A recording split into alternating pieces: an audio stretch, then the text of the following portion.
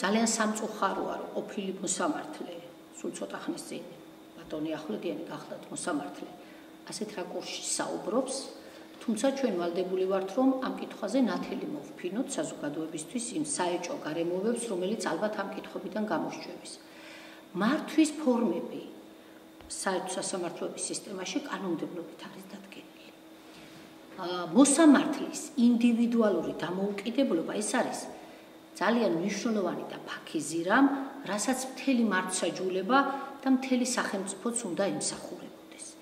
ფორმები მართლობისა ძალიან მარტივად რომ წარმოვადგინოთ არის საერთო სასამართლოების სისტემაში კონკრეტული სასამართლოები თავისი თავმჯდომარეებით არის იუსტიციის საბჭო 15 წევრისაგან შემდგარი, მაგრამ ამჟამად 14 წევრი წარმოდგენილი და არის მოსამართლეთა გაერთიანება, მოსამართლეთა ასოციაციებისა და ასე ვთქვათ გაერთიანებების სახით, რომელიც უზრუნველყოფს ყველა იმ მნიშვნელოვანი საკითხის გადაწყვეტას და გადაჭრას, რომელიც მართლმსაჯულების ადმინისტრირებისთვის არის საჭირო.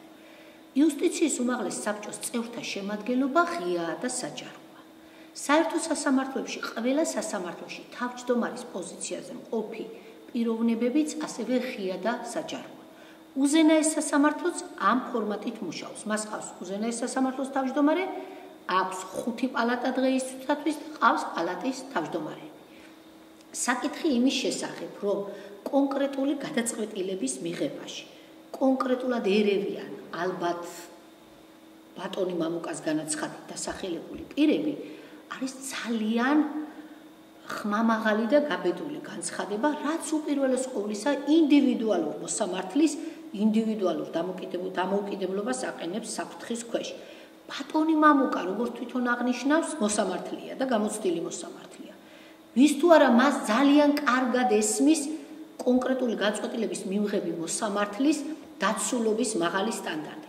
და ის თუ ასეთ განცხადებებს აკეთებს, ეს განცხადებები მან არ უნდა გააკეთოს თქვენთან მედიასთან, მან ეს განცხადებები უნდა გააკეთოს პროკურატურაში. კონკრეტული გადაწყვეტილებების მიღების დროს კონკრეტულ მოსამართლეებზე ხორციელდება ზეწოლა და მას ეს ფაქტები აქვს, ეს არ არის დღევანდელი დიალოგის, თუნდაც ჩემი გარჩევის საკითხი.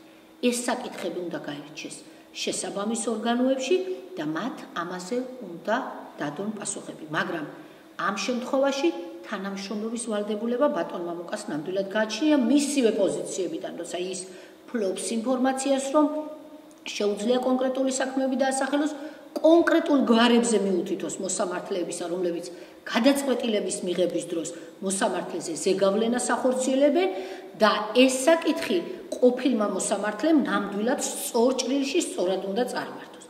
სხვა შემთხვევაში ყველა ასეთი ზოგადი განაცხადი, თუნდაც გვარების დასახელებით, არის მართლმსაჯულების დობისადმი პირდაპირ საწინააღმდეგო ნაბიჯები და ასეთი განცხადებები თუ არ არის დადასტურებული, მაშინ გარკვეული საპირისპირო მოქმედებები იქნება საჭირო, რომ ჩვენი საზოგადოების თვალში ისედაც დაბალი ნდობა მართლმსაჯულებისა კიდევ ეჭქვეშ არ დავაყენოთ.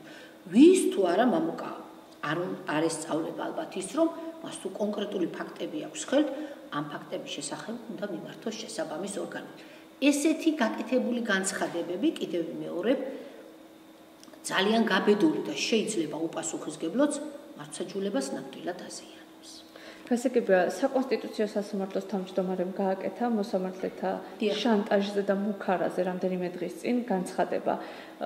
ის ამბობს, რომ კონკრეტულ მოსამართლეებზე ზეწოლები ხორციელდება და ის ღიად გამოვიდა და თქვა ამასთან დაკავშირებით. თუ არის საკონსტიტუციო სასამართლოში მსგავსი მუქარები, ამასაც ალბათ დაადგენს პროკურატურა, რატომ არ შეიძლება მაშინ მამუკა ახვლედიანის განცხადება იყოს სიმართლესთან ახლოს, რომ კონკრეტულ მოსამართლეებზე საერთო სასამართლოში ხდებოდა ზეწოლა. ჩემი პასუხი, რომ თუ ბატონ მამუკა ახვლედიანს ამის კონკრეტულ ფაქტებზე აქვს ინფორმაცია, ეს ინფორმაცია მიწოდებული უნდა იყოს სათანადო ორგანოებისთვის. ჩვენი ერთად მუშაობის პერიოდში ბატონ მამუკას ერთხელაც რომ ესაუბრა ამ საკითხზე, პირადად ჩემთან ან საბჭოს წინაშე ასეთი ზეწოლების შესახებ ამ საქმესაც მიეცემოდა შესაბამისი მიმართულება. მე არ მახსენდება არც ერთი ეტაპი მისი სასამართლოში მოღვაწეობისა, როდესაც ბატონ მამუკას მსგავსი თუნდაც უფრო მსუბუქი შინაარსის განცხადება გაეკეთებინოს კონკრეტულ საქმეებთან დაკავშირებით, კონკრეტულ მოსამართლეებთან დაკავშირებით და კონკრეტულ კლანებთან დაკავშირებით. ბატონი მამუკა წლების განმავლობაში იყო საქალაქო სასამართლოს მოსამართლე, სადაც ყველაზე მრავალრიცხოვანი, ესე ვთქვათ, მოსამართლეების შემადგენლობით ხორციელდებოდა სამართალწარმოება. ყველაზე მნიშვნელოვან რეზონანსულ სენსიტიურ საქმეებზე.